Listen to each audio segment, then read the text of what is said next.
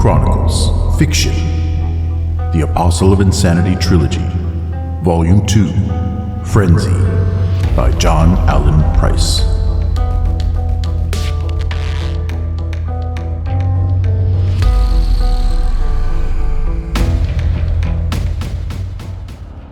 Chapter 12.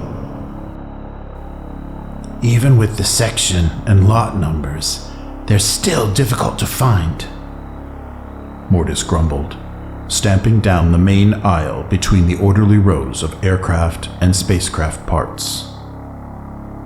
Perhaps we should have brought the woman with us, said Dorr, instead of killing her as you did. That was no mistake. Her resistance to the dark powers would have made her difficult to control. We would have needed to physically restrain her, and we haven't a large enough crew for that. Approximately the length and width of a football field, the warehouse was a windowless building with just enough sodium vapor lamps to bathe the interior in continual twilight. It required the heretics to use flashlights, and many of them began shivering in its temperature and humidity-controlled atmosphere.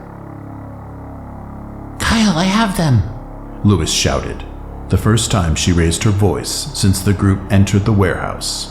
The rest quickly gathered around her in one of the narrow side aisles. "Yes, exactly what we need," said Mortis, playing his own flashlight beam over the plastic crates. "Start moving them.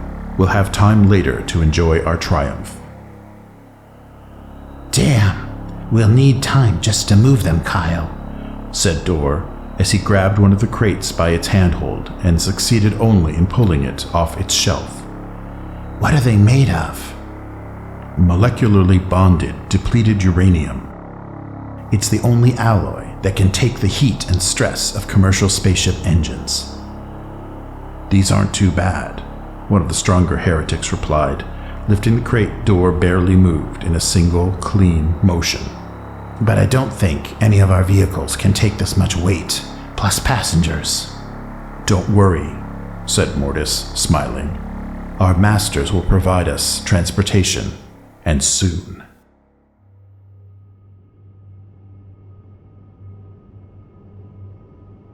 "Take the next left, and we'll be there," said Stewart, pointing to the intersection signs around 100 yards ahead of the riot wagon. "Kill the lights," Hunter ordered. "The interior ones as well. Safety's off, everyone. Be ready to deploy the moment I give the command." At both the intersection and the parking lot entrance, the armored vehicle slowed only enough to negotiate them. It did not come to a full stop until it had crossed the parking lot and driven up to the main entrance of the Inner System Spaceway's Maintenance Center. Its rear hatch had scarcely finished lowering when Hunter's squad and a tiny contingent of security officers spilled out. While most charged into the building to sweep it, a few were drawn to the thin wails coming from the landscaped knoll near the parking lot. "Captain, I found one of my men," said Stewart, crouching next to a palm tree. "He's alive, but I think he's injured." "Wendy, you're with me," said Hunter, stopping in mid-stride and swinging around. "Leo, you're in command. Sweep the building and report back to me." In seconds, Wendy and Hunter had joined Stewart on the knoll and had become the only people still standing outside, while everyone else disappeared inside the maintenance center. Everyone except for the patrolman they tried to pry off the palm tree. "God, Keeler, you were never this strong," Stewart swore. "Well, at least we know he isn't wounded. What could make someone this scared?" "An auto-hypnotic suggestion," said Wendy, also giving up trying to pull the man off the palm tree. She tried her medkit and removed an injector and several vials of drugs. "I'll give him a muscle relaxant, then something to knock him out." "You mean someone's hypnotized my officer? Check reality, Sergeant. This isn't a trick." "Captain, is that another one of your men?" Hunter asked. pointing to a body lying behind a lamp pole. He then waited until after Stewart had moved out of earshot before turning to Wendy. "Whatever you do, don't mention Dark Legion or spells. I don't think he'd believe it. Hell, I wouldn't believe it if it weren't for what Porteous told us." "That'll be tough," said Wendy. "A Dark Legion mind control spell is about the only thing that can explain this. We found our heretics all right. Captain, I think he wants you." Hunter glanced over his shoulder and found Stewart waving frantically at him. Sweeping the area with his Car-24 rifle as he moved, he charged off the knoll and hesitantly entered the pool of light created by the lamp. Even though it made him a perfect target, what lay in it compelled him to take the risk of becoming one. "He's dead," Stewart advised, rolling the sergeant's body on its back. "Dead, and not a mark on him, except for the way his face is twisted. Are you going to tell me this was caused by hypnosis too?" "Cybertronic obviously has a new weapon of some type," said Hunter, surprised at the degree by which the man's face was contorted by fear, even in death. "When we find him, you better let us deal with him."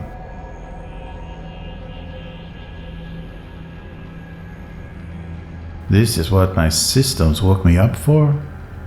Coral Beach said to himself, lowering the night vision scope from his almost human-looking eyepiece. "An industrial theft. What'll we be blamed for next? Robbing the guests in a retirement center?" Parked almost half a mile from the ISS maintenance center and warehouse complex, Beach was using one of several observation points he had earlier scouted around the spaceport. He used this one, the parking lot, to a derelict restaurant, and the others to spy on Atlantis, while Cybertronic needed a report on it. However, this time, it was not his megacorporation that ordered him into action, but his own internal surveillance systems. Even when he slept, they still performed certain tasks. One of them was monitoring radio frequencies used by Capital military and security forces. And when those systems had noted a transmission from Atlantis security about a possible Cybertronic attack, they awakened him. "If a Cybertronic unit was involved in this, I would have been notified," Beach continued, growing irritated over the sleep he was losing. He felt like disconnecting as many of his systems as he could and going back to sleep, but only felt like doing so. He chose to stay and watch the event unfold. It wasn't usual procedure for Capital to respond to an industrial theft with what looked like a Special Forces squad.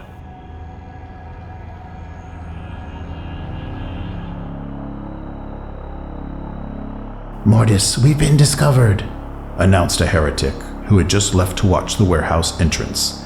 Denton Landis pointed through the plexiglass outer door at the lone figure barely visible in the shadows and shrubs at the maintenance center's corner.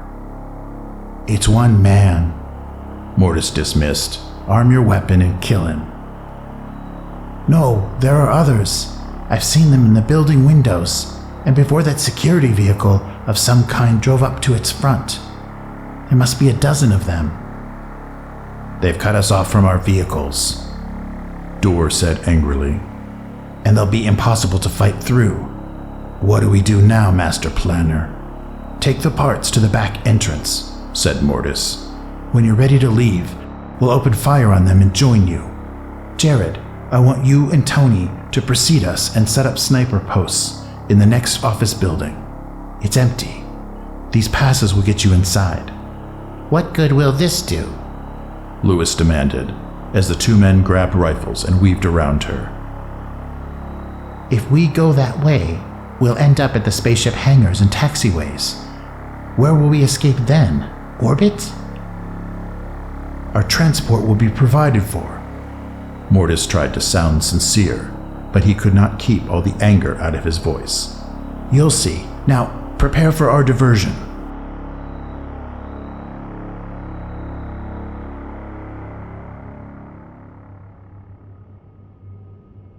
"I've seen some movement, but not a lot," Diane reported when Hunter finished crawling up to her position. Where's Stewart and his patrolmen? With Wendy, said Hunter. They're examining the ISS people in the center. We found this substation crew.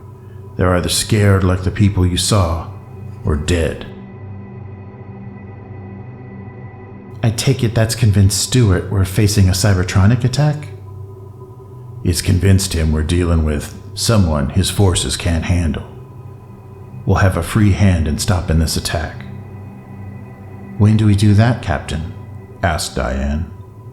Soon. You and Jake will provide the rest of us with cover and fire when we hit the deck.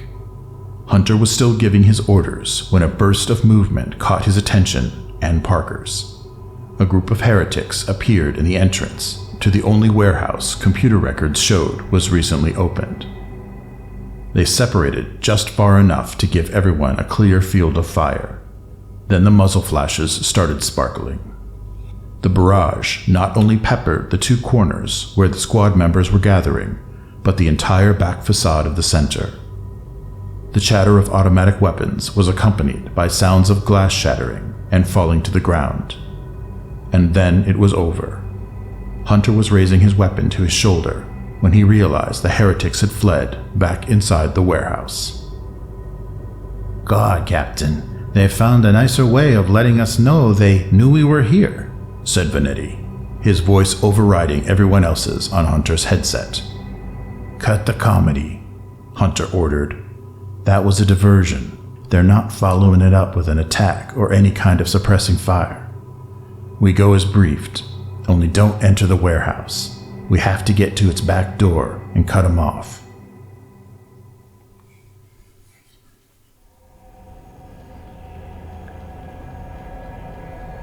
Good, very good, said Beach, watching the squad advance on the warehouse.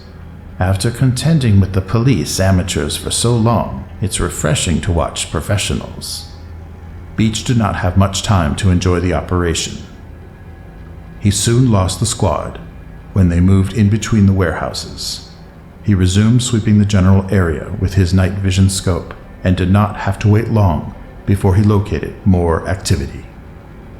So you're the ones who committed the theft, he continued, scanning the people who emerged from the other end of the warehouse complex.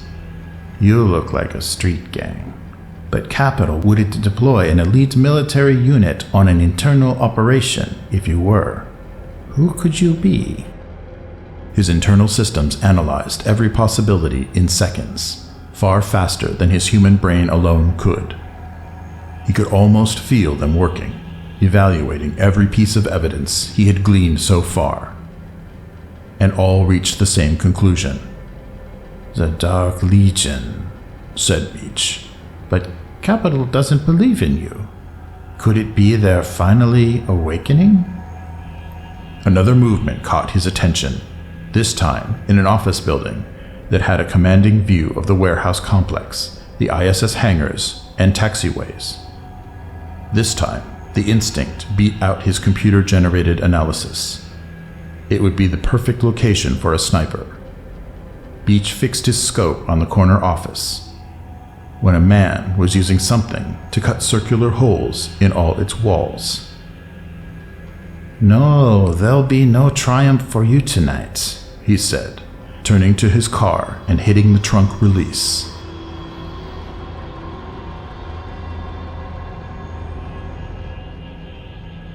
Watch it when we get near the end, warned Hunter. They could have someone fighting a rearguard action. Shacker was the first to reach the warehouse's opposite end. Skidding to a halt and pressing himself against its side. From his position, he could sweep only a limited sector. Though by the time the rest of the squad had joined him, he had located the heretics. They're carrying a couple of things in small storage boxes, said Shacker, studying the images on the scope's tiny view screen. Looks like they got whatever they came for. What's the range? Asked Hunter, unable to discern anything more than tiny silhouettes moving against the distant hangars. Scope says just shy of 200 meters. These people can move fast, too. That's at the limit of effective range for most of us. Jake, you, Diane, and Ted are to unload on them, and make sure you aim carefully. People are still working in those hangars.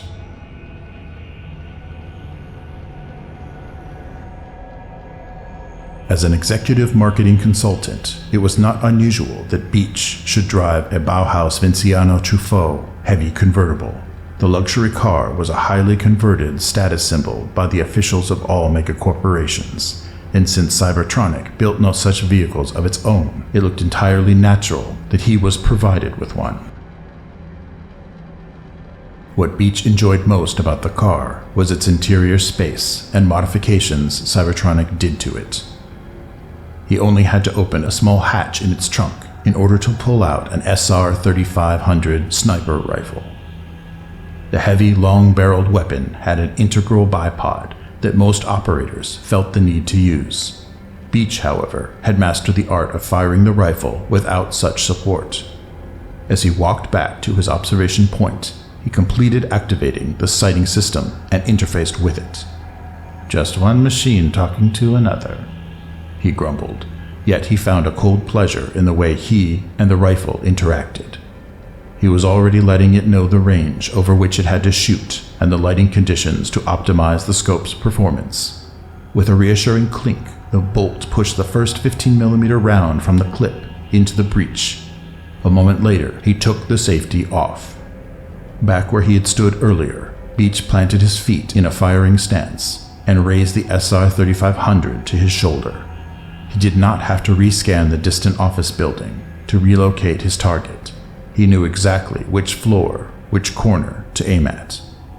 Already focused, light enhanced, and set at maximum magnification, he placed the scope's aiming grid on the heretic, who was also raising a rifle to his shoulder.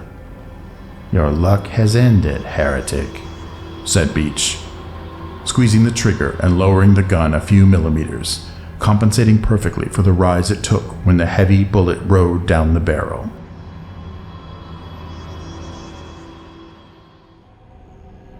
"Damn, what was that?" Shacker demanded, swinging out of what he imagined was the line of fire and slamming his back against the side of the warehouse. "Who's shooting at us?" But the explosion he and the rest of the squad reacted to was not gunfire. It was more shattering glass. They all looked up in time to see a body finish ejecting from the 5th floor of a nearby office tower and begin its fall. Around it shone a fountain of glass shards, sparkling in the light from the hangars. The body tumbled as it fell, but did not flail around. Its movements were limp, and Hunter realized he heard no scream coming from it. He concluded whoever it had been was already dead. Just before the body and rifle accompanying it crashed resoundingly in the parking lot. "Who the hell got him?" asked Halston, seconds after the heretic's flight ended. "I don't know. Maybe some of the security guys aren't too bad after all," said Hunter. "Jake, can you still nail him?" "I'll give it a try, Captain," Shacker replied, reshouldering his improved M89. And moments after he reacquired the even more distant targets, the muzzle of his weapon erupted with a blinding flash.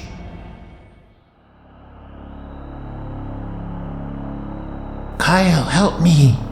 screamed one of the heretics who was helping carry the spare parts. He let go of his side of the crate and grabbed his right thigh. "They've shot me!" The case thumped loudly when it hit the ground, as did the others. The heretics made less noise when they fell, except for the one whose leg was nearly torn apart by the artillery-sized bullet. He continued to scream out for help and rolled about in agony. "Silence him," Mortis ordered, and a moment later a sharp crack echoed across the open ground. When the echo faded, the crying was no longer heard. "Did anyone see where that fire came from?" "It must have been from the warehouses," said Lewis, raising her head just enough to see above the grass and weeds they were all lying in. "I want to know what type of weapon they're using," said Dorr. "At this distance, the sidearms and submachine guns security has shouldn't reach us." Dor raised his head higher than the others to get a better view of the warehouse they had just fled from, and was rewarded with a sputtering muzzle flash. He ducked in time to avoid the shells whistling over him. They dug a line of dirt plumes a few yards beyond the heretic. "That's automatic weapon fire," Dor belatedly informed. "Someone a lot bigger than security is after us, and they got us trapped." "Not for long," said Mortis. "The Legion will be here soon. They promised they would."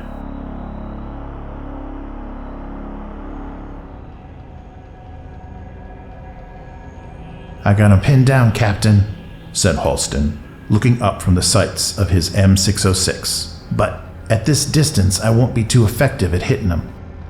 "We can nail him," Parker offered. Unlike Halston, she and Shacker were standing and bracing their weapons against the corners of the warehouses the squad was hiding between. "No, shoot the crates they came for," said Hunter. "Only shoot the heretics if they fire on us. I'd like to capture a few for questioning. Coordinate with Ted. The rest of us will move out and surround them." At Hunter's order, most of the squad assembled behind him and cautiously moved out. They had yet to proceed more than a dozen yards before one of them noticed formations of light low in the night sky and heading into the spaceport. "That'll be Julia," Vanetti guessed. "Looks like she and Taylor found something they could fly." "I don't know," said Hunter, more cautious. "She hasn't contacted us. So how would she know where to find us?" The aircraft quickly became visible in the glow of the spaceport's lighting. It was a huge helicopter, more than twice the size of the Special Forces Cutlass, with twin fuselage booms, broad cord stub wings, and large external fuel pods. The overall design was readily identifiable, yet it was bizarrely deformed, with many spikes and thorn-like projections marring its surface. "Weird. It looks like those weapons we discovered at Bauhaus Base." "Bauhaus," Hunter repeated, the shock of recognition in his voice. "Take cover. That Guardian's now a Dark Legion ship." The AH-19 was a standard helicopter gunship of the Capital Air Force, though it looked more like something that would be deployed by the Capital Ground Forces. It was a flying tank, slow and cumbersome, yet heavily armed and armored. It displayed all of these aspects as it ponderously circled the field where the heretics had been trapped. Between the screams of the engines and the thumping of its main rotor blades, all other sounds were drowned out in the area. Even the firing of its own turret-mounted autocannons and Gatling gun were muted to barely discernible chatter. Fortunately, the muzzle flashes were very prominent and gave Hunter's squad just enough warning before the storm of shells lashed the warehouses where they had taken refuge. After the storm passed, the gunship's sound was still omnipresent, and when they peered out from where they were hiding, Hunter's squad discovered it had landed. "Move it! Move it!" Mortis shouted, even though his words were lost more than 2 feet away from him. More effective was his waving his people onto the massive helicopter tail ramp. "He won't give us much time." Mortis pointed at the top of the ramp where the looming form of the necromutant stood. He started moving when he noticed the slowest heretics were the ones lugging the spare parts. In a few strides, he was at the ramp's base and grabbing the crates for them. Cradling 3 in his arms, he charged back up the ramp. Each footfall seemingly shook the entire aircraft. Moments later, the ramp's hydraulic struts were pulling it flush with the fuselage's pod's tail, cutting the noise level back to a consistent rumble. "I have 2 men stationed in the flight reservation center," said Mortis. "Will we pick them up?" "No. We've made no provision to pick up anyone else," said the necromutant, grumbling loud enough to be heard. "They'll delay whoever was attacking you. Should they survive the operation, we'll rescue them later." "But they're risking their lives for us." "The Legion appreciates their sacrifice. and they'll be rewarded for it. If not in this life, then in the next. Now sit down, we're lifting off. Analysis of target aircraft indicates 100% probability that it is dark technology corrupted. End run. Suspicions confirmed, said Beach, smiling as his systems reached a unanimous conclusion. Only the Legion could still defile a machine and yet have it operate. He held the SR-3500's sight on the helicopter, trying to study it even though the reservation's building partially blocked the view. When he had been completely human, the weight of the rifle would have quickly tired his arms. Now, with the latest cybernetic implants, he could hold the weapon for hours and not feel any exhaustion. A movement in the sight's view screen caught his eye. It was not the AH-19, or anywhere around it, but on the building that obscured the view. A normal human would have dismissed it, or not even noticed it in the first place, but he tracked it. And the moment he decided it warranted closer inspection, the sight zoomed in on the building's roof and refocused. Beach immediately recognized the human form in the silhouette and the long barrel of the rifle it held. He had a clear shot at the distant sniper, but decided not to take it. Yet, even with his digital enhancement system, he could not tell if what he had centered in his aiming grid was a capital soldier or a heretic.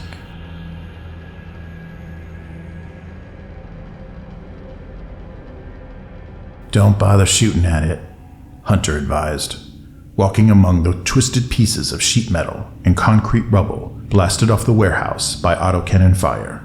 You'd only get it angry at us. A sharp increase in the rotor noise heralded the takeoff of the giant gunship. It rose slowly, scarcely moving forward at all until its landing gear were retracted. Its multiple turrets continued to sweep the spaceport, but did not fire. Its crew was now more intent on escaping than fighting its way in. Even though it moved slowly, inside of a minute it had become just another constellation of lights low in the night sky. Damn, we blew it, said Vanetti, emerging from the alley between the two warehouses. This is becoming a habit. I think they're going to start calling us Squad Bungle, Shacker added, along with our advisor. Don't give up yet, said Hunter, pressing one of his headset earphones a little deeper into his ear. I got Julia.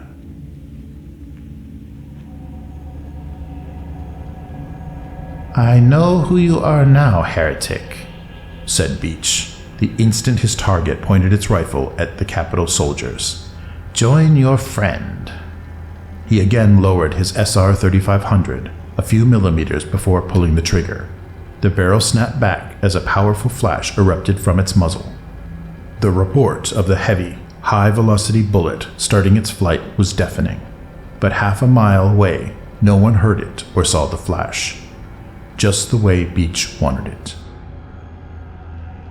Don't think I feel sorry for you, heretic, Beach remarked, keeping his sight on the last target. You willingly gave up your humanity.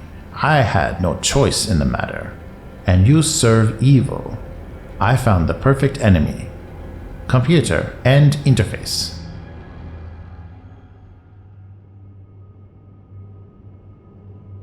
Captain, here comes another one, Parker shouted, motioning to the office building.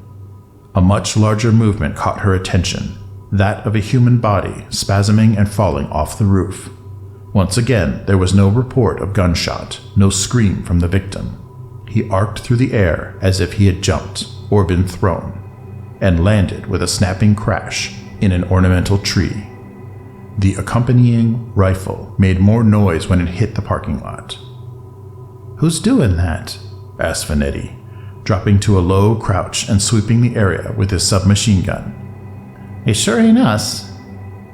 And whoever it is, he's not in the area, Hunter added. I don't hear any gunfire. I don't see anyone but us. And the copter Julia stole. What do we do about those bodies? questioned Harris. Leave it for security. We have a gunship to catch. Like the AH-19 before it, the newest helicopter circled the expanse of open ground before coming in to land. However, it did not lay down a devastating barrage of cannon fire. It didn't even brandish any weapons. The sleek machine was far smaller and maneuvered faster.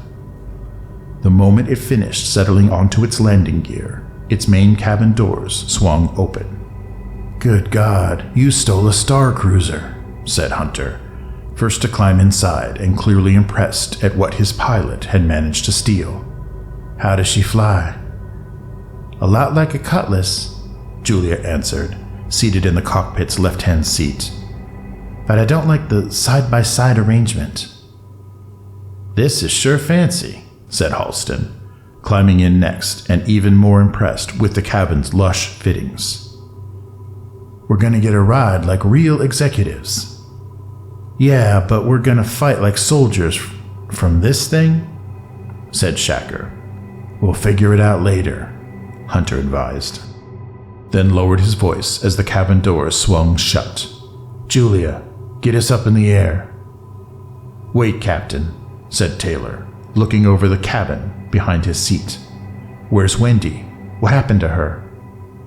Don't worry, she's safe. She's helping security with the casualties. Julia, move this thing. Rocking slightly, the executive transport leaped off the ground and pitched its nose down steeply to increase speed. By the time it leveled off, it was departing the spaceport at nearly 200 miles an hour, twice the speed of the Dark Legion AH-19.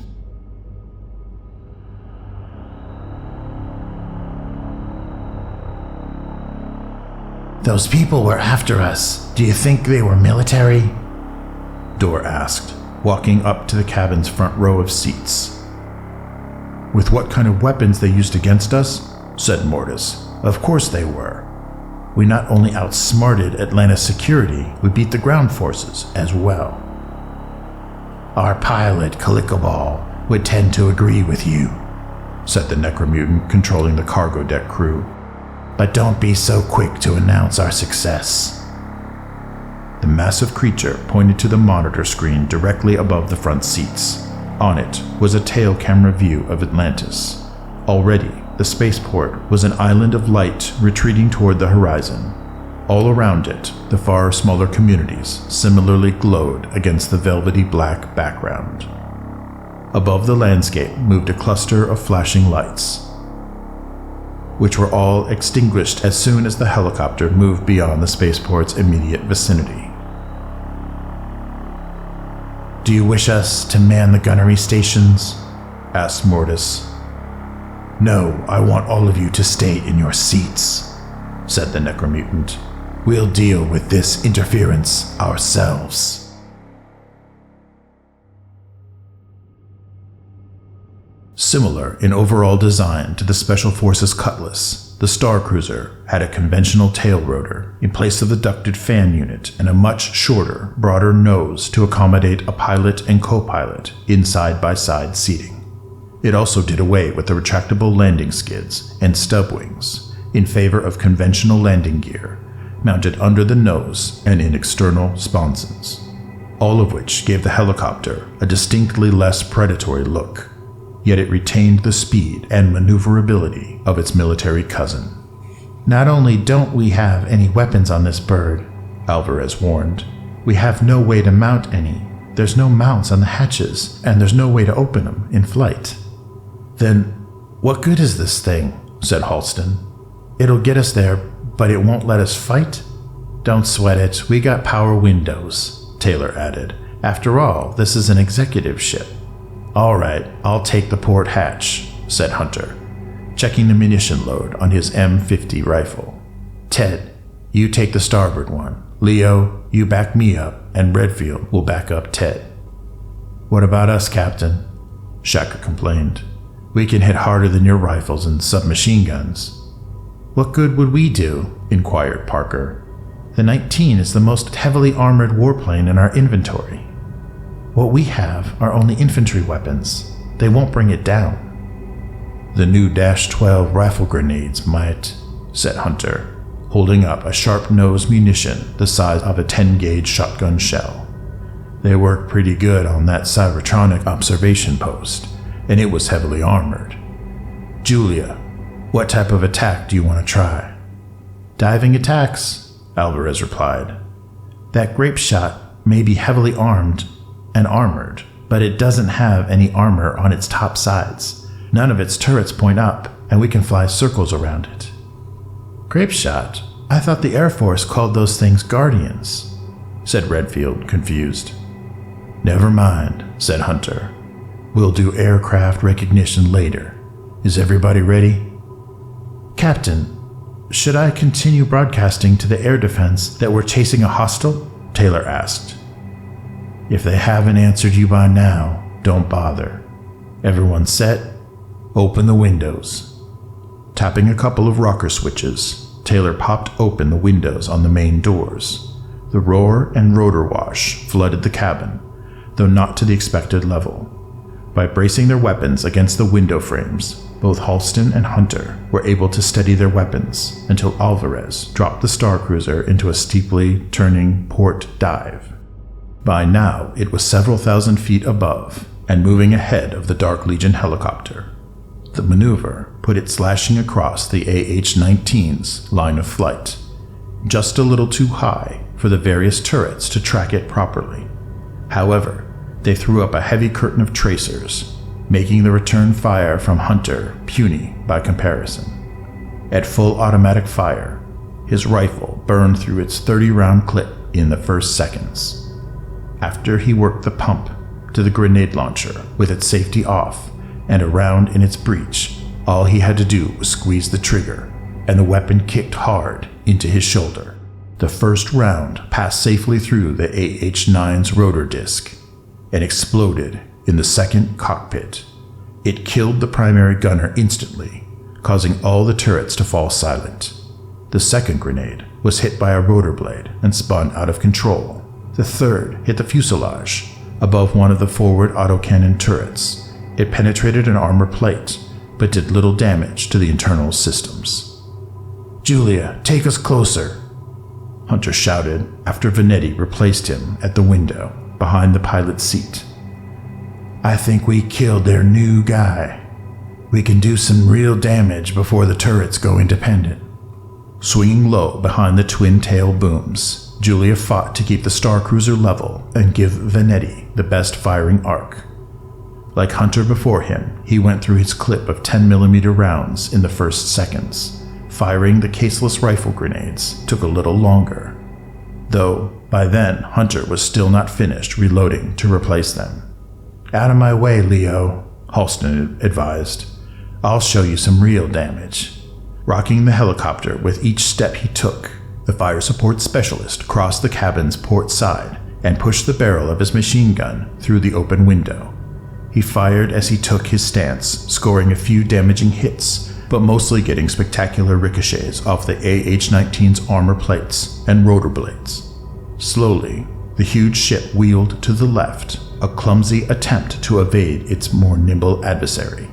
It banked steeply, forcing the Star Cruiser to climb and stay above it in order for its fire to hit the more vulnerable areas. Without warning, and much sooner than expected, its starboard autocannons began to track. Julia, get us out of here, shouted Hunter. The turrets are going independent. Alvarez dramatically tightened the turn she had been holding the helicopter in as tracers flashed perilously close to it. In seconds, she had pulled it beyond the travel limits, but it was too late. The executive ship jarred heavily from several cannon shell hits along its tail boom. My M606, said Halston, losing his grip on the heavy weapon and watching it sail out of the window. What gives, Lieutenant? I can't control the tail rotor, Alvarez replied. We're going down. What? We only got hit a few times, said Hunter, trying to hold on to the pilot's seat. This isn't a warplane, Mitch. We don't have armor plate or any redundant systems. Rig for crash landing. Jeff, trip the locator beacon. While she managed to get the Star Cruiser level, Alvarez was unable to stop it from slowly spinning in the opposite direction of the main rotor blades. She finally uncoupled the rotor from the engines and guided the machine to an auto-rotation landing among the desolate foothills south of the Atlantis spaceport. While some of the squad members were able to strap themselves into the cabin seats, most dropped to the cabin floor and waited for the impact. In the last minutes of flight, Alvarez shut down the engines and activated the few crash systems the executive's ship had. She had just lowered the landing gear when the radar altimeter's readout began flashing a ground proximity warning. Alvarez completed the auto-rotation maneuver, dramatically slowing its descent rate as it made contact with the treetops. Still spinning sedately, the Star Cruiser flipped on its side, causing its main rotor to buzz to the tree branches until shattering on contact with the ground. The fuselage made several impacts, rolling down the hillside and losing momentum until it came to rest against a large tree. "Move it! Evacuate now!" Hunter ordered, pulling the emergency release lever, then pushing the starboard door out of its frame. "I smell gas. Hurry! Toss your weapons if you can." Climbing out the one door not blocked by the tree or jammed tight in its frame, Hunter remained standing atop the fuselage, helping the rest of the squad out and tossing clear whatever weapons they had handed him. Only after the last was out did he jump free of the wreck and scramble for cover like the rest. As omnipresent as the smell of jet fuel was the deep growl of the Dark Legion AH-19.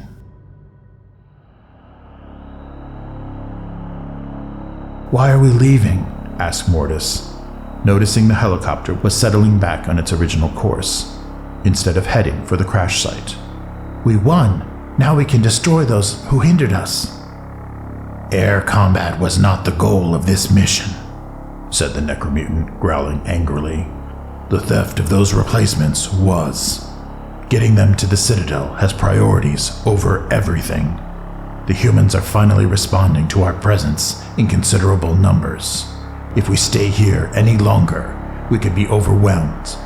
Not only would our successful mission fail, but events far more important to our master would be hindered. Those will be explained to you later at the Citadel."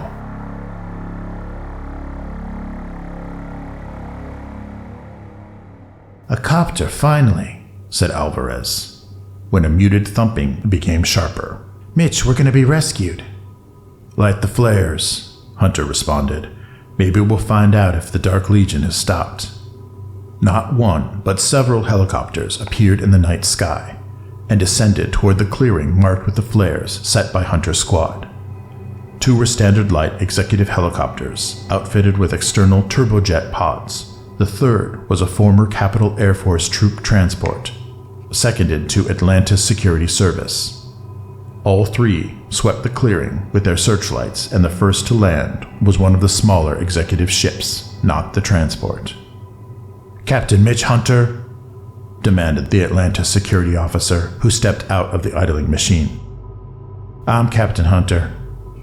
Hunter moved forward warily, then snapped out a crisp salute, and he was not surprised when he did not get one in return. "I wish to report all my people are alive, if a little bruised." "I can see they are. I'm Major Lawrence Mullen, commander of the Atlantis Security. By order of the senior military advisor at Roswell and Venus Command Headquarters, I'm placing you and your squad members under arrest." "For what?" questioned Vanetti, jumping to his feet and laying a hand on the submachine gun that had been laying beside him on the tree trunk. "We just tried to stop a Dark Legion attack." "I don't know what you tried to stop," said Mullen, barely hiding his hostility, "but you've been charged with theft of a military vehicle, theft and destruction of an executive helicopter, and conducting an unauthorized military operation." "Well, maybe we should conduct one more operation, just for the fun of it." Vanetti did not have to say anything else. The moment he grabbed his weapon, the rest of the squad was doing the same, with whatever had been salvaged off the Star Cruiser. Even Alvarez chose to draw her sidearm. "Knock it off," Hunter barked. "I said knock it off. We've lost enough fights for one day, and even if we win this one, we'd still lose. Disarm your weapons and drop them. I surrender my squad, Major. Good. Then this'll go easier for you, said Mullen, as he gave a signal to his helicopter. Its idling engines rapidly increased power. In minutes, it would be ready for liftoff, clearing the area for the transport to land. Actually, Mr. Hart thought your surrender wouldn't be this easy. He told us to prepare for a fight. Leave it to Calvin to make things difficult for us anytime he can. Did he have anything else to say? Yes, he did. He wanted to tell you, you'll die for this, Hunter. Mutant Chronicles, Fiction. The Apostle of Insanity Trilogy, Volume 2, Frenzy, by John Allen Price. Chapter 12. End.